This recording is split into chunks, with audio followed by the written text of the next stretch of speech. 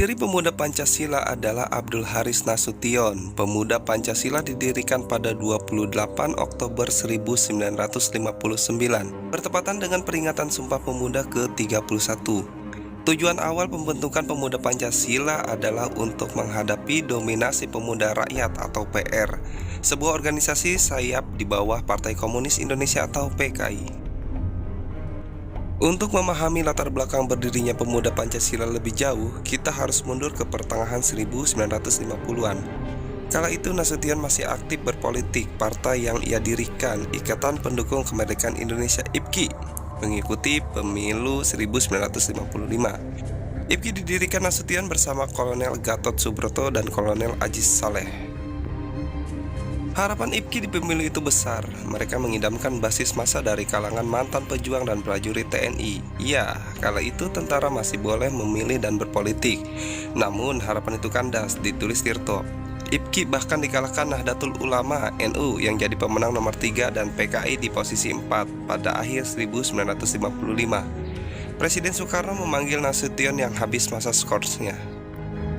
Iya, di tahun-tahun sebelumnya Nasution menjalani skors sebagai buntut peristiwa 17 Oktober 1952. Dilansir Kompas.com, pada 17 Oktober, para perwira militer bersama 30.000 demonstran berunjuk rasa ke Istana Merdeka, beserta tank, meriam, dan juga persenjataan artileri yang diarahkan ke istana. Tapi ini bukan pemberontakan, apalagi penyerangan. Mereka menuntut pembubaran parlemen dan menghentikan konflik di dalam tubuh militer. Kembali ke saat di mana masa skors Nasution habis, Nasution kembali menduduki jabatan sebagai Kepala Staf Angkatan Darat atau Kasat.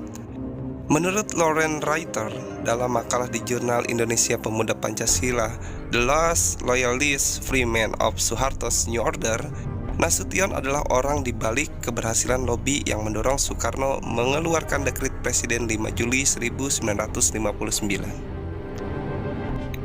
Dekret itu berdampak pada sejumlah hal seperti perubahan bentuk pemerintahan dari sistem parlementer menjadi sistem presidensial, menghapus konstituante dan DPR hasil pemilu 1955, membentuk DPR GR, menghapus Perdana Menteri, mengganti UUDS 1950 dengan Undang-Undang Dasar 1945 sebagai dasar negara, hingga meningkatkan kekuasaan Soekarno dan memulai Dwi Fungsi ABRI. Pada masa itu PKI sedang kuat-kuatnya.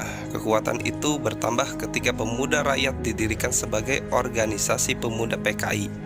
Nasution tak mau kalah. Beberapa bulan setelah dekret dikeluarkan, tepatnya 28 Oktober 1959, Pemuda Pancasila dideklarasikan sebagai organisasi pemuda di bawah IPKI.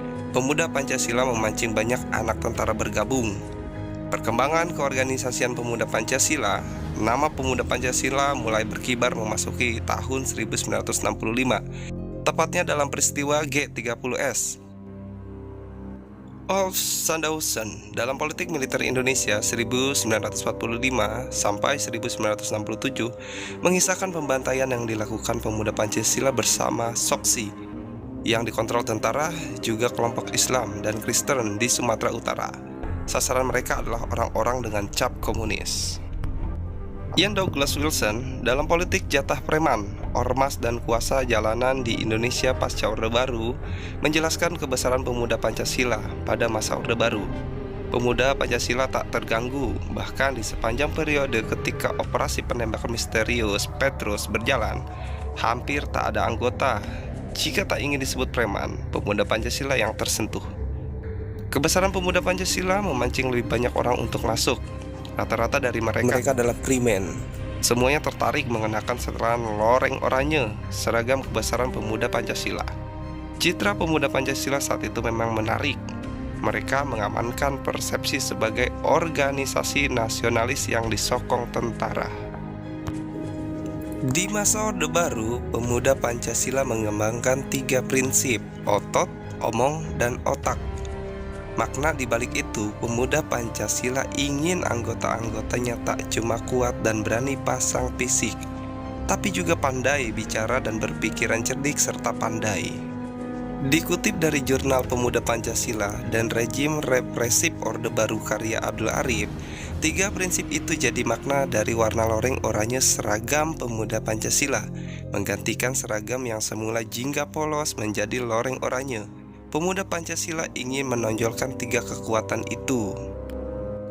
Sistem lambang lain dari pemuda Pancasila adalah logo yang terdiri dari bintang, rantai, pohon, banteng, serta padi dan kapas.